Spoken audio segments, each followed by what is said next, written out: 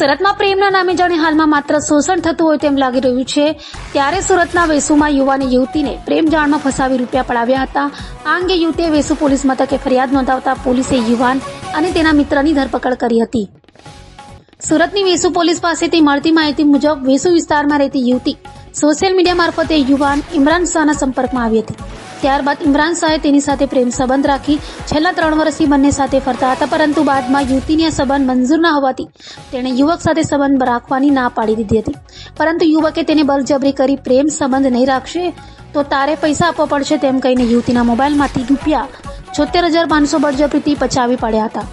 એટલું જ નહીં, પરંતુ યુવતી સાથે શારીરિક અડપલા કરી છેડતી પણ કરી હતી અને ઇમરાન શાહ તથા તેના મિત્ર સુફિયાન અબ્દુલ શેખ અને અન્યને પણ ઇમરાન સાથે પ્રેમ સંબંધ રાખવા બાબતે બીભત્સ ગાળો આપી જાનથી મારી નાખવાની ધમકી આપી હતી. જેથી ભોગ બનનાર યુવતીએ ત્રણેય સામે પોલીસ ફરિયાદ નોંધાવતા વેસુ પોલીસે ગુનો નોંધી 2 આરોપીઓ ઇમરાન શાહ અને તેના મિત્ર સુફિયાન અબ્દુલ શેખની ધરપકડ કરી બંને વિરુદ્ધ કાયદેસરની કાર્યવાહી હાથ ધરી હતી.